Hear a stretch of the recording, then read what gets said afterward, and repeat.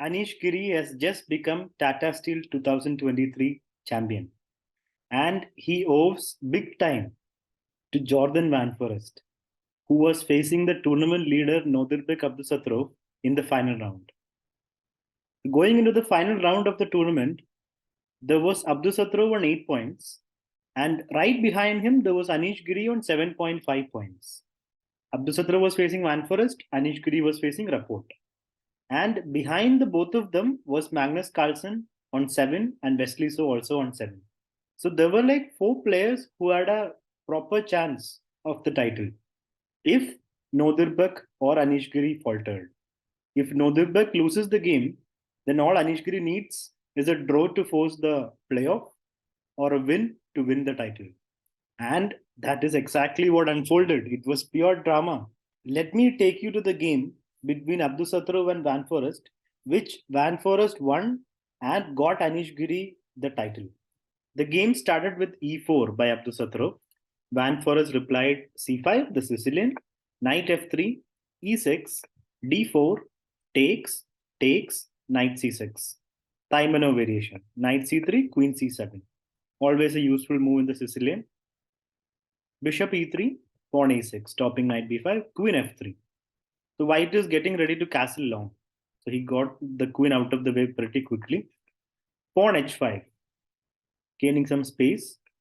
The castle is in b5, going for the attack on the queen side, gaining some space on the queen side as well. Queen g3. So Abdusattorov quickly tries to exchange of the queens and get a safe position. He wants to exchange of the pieces, get into a position where he can force a draw, so that he will get to 8.5 points. But as is so often the case, Kaisar does not smile upon people who try to draw the games. Queen takes, pawn takes, bishop to c5. Pawn g4, you can't take it of course because of the pin. Bishop b7, f3, g6, knight f5. It is not really a sack. Bishop takes, the knight takes back, takes, and now king e7. Because it's an endgame, he wants to just keep the king in the center and connect his rook. Bishop e2, both sides develop, and d6, g4, closing out the king side, and f6, immediately challenging it. The position is completely equal. f4, takes, and now knight e5, rook d4. At first sight, white's position may seem great, but black has got a nice pawn structure and more space, and a bishop that is long-term an advantage. He is yet to develop the knight though, and it's not clear where it wants to go. The king will have to move and the knight will have to get out if it wants to come out. Rook d1, h4. So basically he's trying to play h3 and activate the rook this way. Knight g4. So Nodirbek goes for the f6 square. Okay, knight c6 attacking the rook goes back.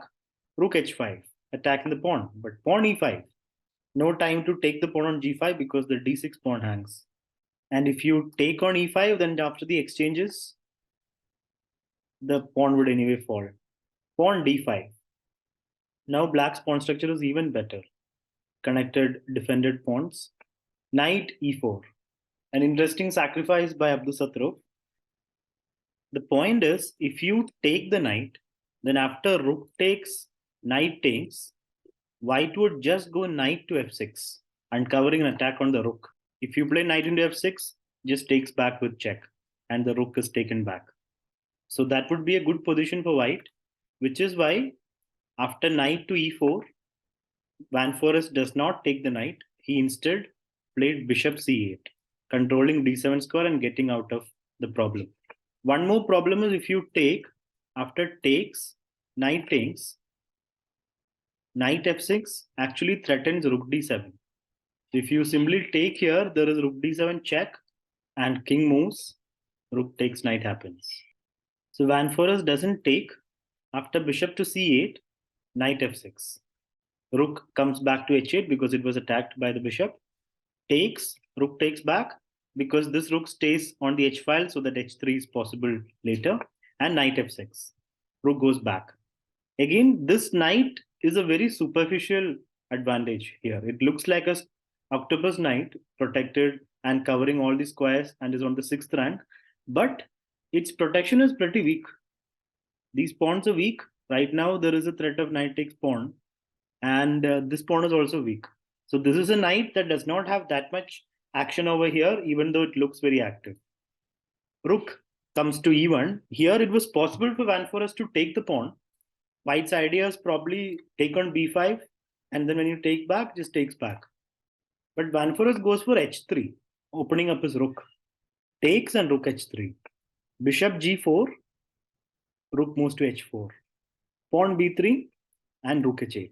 Black's pieces are now becoming more dominant. The h file is completely within black's grasp, and white's rook is just gnawing at rook. King b2, rook h2, rook e2 takes and takes, and a5 gaining space, a3, bishop a6. Rook goes back out of the discovered attack, and b4. a4, the queen side is completely closed now. Knight comes back, but rook h2 is another possibility which can happen anytime. Bishop goes back, another exchange of it, takes and takes. So this position is actually completely lost. Bishop e2 was a mistake. He should have played, Nodirbek should have played bishop to f3, because then the bishop stays active. And if you play knight f7, there is the idea of bishop takes pawn. Let me show that to you.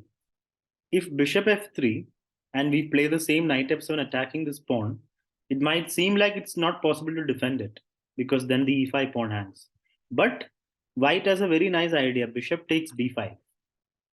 The point being, after e takes, knight takes, the king has to move. Let's say king f8, e6. Knight has to move, knight d6. The pawn gets all the way to e6. And now white just plays knight f4, protecting that pawn and attacking this guy. If you play rook g8, then just rook e5. And now there is pressure on the other side as well. So this is enough compensation for white for the piece. It's a full piece down, but he has got two pawns and weak spots to attack. So this was a possibility for Nodirbek to play bishop f3, but he didn't find it. He instead played bishop to e2, which is a completely lost position. Bishop e2 takes, takes, and now knight f7. Not possible to defend this pawn. That's a problem.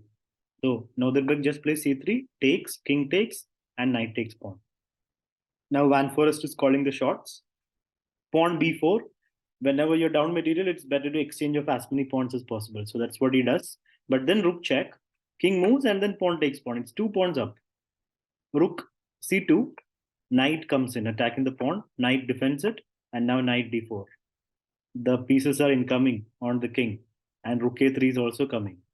So Nodirbek goes for rook c1, rook c8, rook check, king moves, and rook check. And now the pawn falls. It's 3 extra pawns now.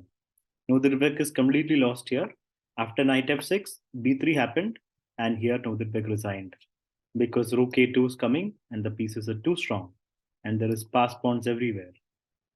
So this victory by Jordan Van Forest, a fighting victory, gave Anish Giri a solid chance to become the sole champion of the tournament without even a playoff, if Anish Giri also wins against Richard Rapport.